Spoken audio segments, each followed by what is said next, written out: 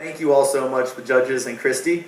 I've got one quick add-on, is we're not at 42 Nobel laureates anymore, we're actually at 78. Even the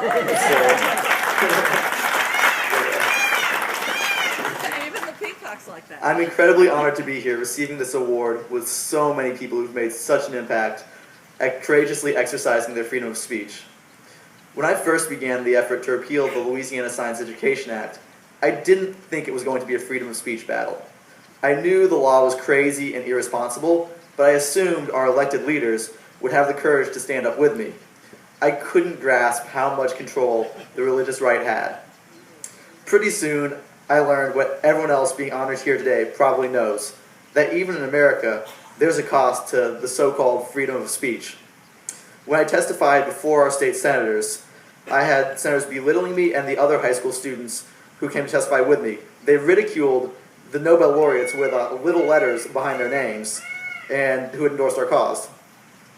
I've been called the Antichrist and compared to Lenin.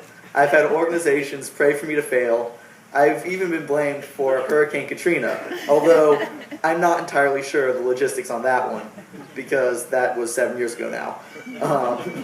So it's strange and nerve-wracking to be the target of abuse for speaking out on such an important issue. I'm still not going to stop. I've had incredible mentors who showed me the way and stood by me in this effort, who I want to thank. Barbara Forrest and Eugenie Scott from the NCSE, Louisiana State Senator Karen Carter Peterson, who sponsored our repeal bill, and Sir Harry Croto and the others who helped me gather him and the other 78 Nobel laureate scientists who've endorsed our effort and who've put their reputations on the line to help a high school student. Even so, it's been a lonely fight in Louisiana.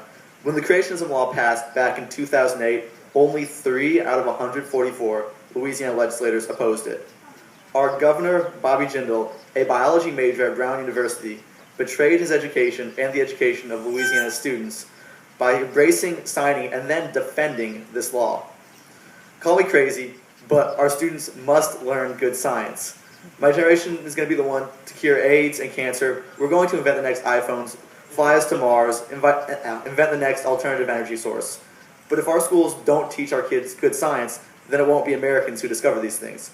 When I asked one of my close friends, a Chinese student, if she learned evolution, she was shocked that places like Louisiana allowed the teaching of creationism. In fact, she had learned more advanced math and science in high school than many of my friends in the hard sciences at Rice University, a top 20 school. We have one thing that China doesn't have, though. We can speak out and change things if we have the courage. And speaking out for sound science is something my generation must do despite the costs. Just like the LGBT community, especially the younger generations, have done in the last 40 years fighting for their civil rights, my generation needs to speak up and act out so we aren't still fighting the Scopes trial 100 years from now. We need people to stand with us, though. Politicians, business leaders, scientists, celebrities.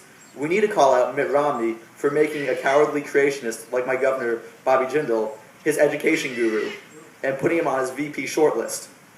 We need to call out politicians like Michelle Bachmann, who said that Nobel laureate scientists support creationism when there are none. And by the way, the count with Michelle Bachmann is still 78-0.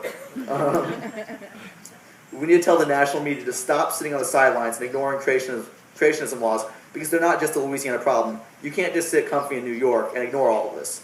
They are not an American problem. 46% of Americans, according to the latest Gallup poll, believe in young earth creationism.